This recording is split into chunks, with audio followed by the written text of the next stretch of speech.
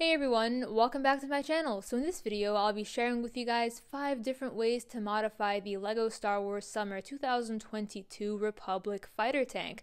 Now with my mods, you can make this set look like a better display piece in general, and also a better play set. Without further ado, let's take a look at the mods that I've done to this set and see what we've got. The very first thing that I've decided to do was lower the entire cockpit area because I found it way too large and bulky because of these slope pieces. So all you have to do is remove those slope pieces and replace them with smaller ones in order to make this kind of staircase type of design that actually flows in quite nicely. The second modification that I've done from the outside is include 2 lights at the bottom of the Republic fighter tank because according to this image right here, 2 lights existed and I just thought that it looked much better. And a bonus modification was just adding these slopes at the very front of the vehicle, and I've also added some little 1x1 slopes on the sides of the build itself because once again I wanted to add some more dimension to this set but also not make it way too bulky for my liking. The third modification that I've done was adding a larger interior for the clone troopers. Now, of course, in LEGO's model, the interior is very tiny, very stuffy, and I just don't like it whatsoever.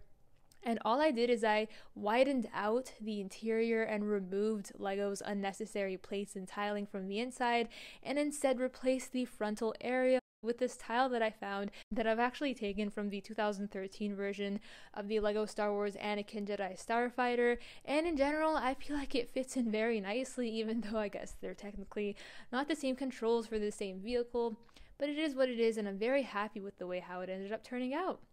And from the inside you can also fit in 2 clones, which I think is fantastic and allows for more playability in the set itself. I'm very pleased with how this interior modification turned out, and in general, I love it.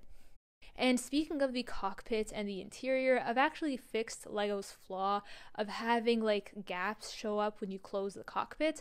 Like this, it is completely sealed and I really like the way how it turned out. This is because I've added a plate below the slopes just to add some more elevation to the build, which in turn covered the unnecessary, weird, awkward gap that was there before. Now the fourth modification that I've done is I've lowered the entire frontal portion of the Republic fighter tank because I really didn't like how LEGO made it unnecessarily tall in that regard. The build was very wonky and it wasn't very accurate to this image right here. So all I had to do is I actually removed a bunch of pieces that LEGO used, notably the frontal slope portion that I just did not like whatsoever. I've shortened it out and I've just added some more texture at the front there with these macaroni plates, which in general looks very cool and I'm extremely happy with how it turned out.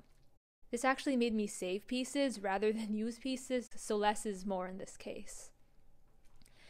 And as you can see at the very top, I've removed the antenna pieces because I found them extremely unnecessary compared to this photo right here, and it just reminds me way too much of the chunkier Republic fighter tank, when in reality this model is supposed to mimic the slimmer one, so that's pretty much it for that. And in the back here, what I've done is I've modified the interior, so I've made it much smaller, but I've actually made it so that we can fit 2 minifigures inside instead of just 1, because in LEGO's model you can see that the interior for the very bottom can barely fit a minifigure. So I was like, why is that even the case? We're supposed to have enough room to fit all of the 187th Legion clone troopers, in my opinion, just to make it funner to play with and a better display piece and storage piece, if you will.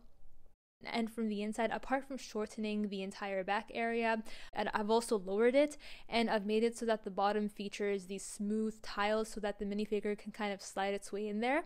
And with the ramp at the back, you can close it so that it perfectly covers the minifigure and the interior design of the set, which honestly I am very pleased with. And apart from that, you can of course fit in the main minifigure at the very top of the cockpit there, which works perfectly in my opinion. Both figures can fit in very well, and in general, I'm very happy with how this turned out. And I also had to squish the dimensions at the back just so everything can fit in and be in proportion. And lastly, another modification that I've done is I've fixed up the gun portion of the Republic fighter tank. So I've basically swapped out the weird and wonky gray pieces with these black pieces, which also includes a cone and a Technic piece, which I think adds a lot more character to the Republic fighter tank and the actual gun portion of it.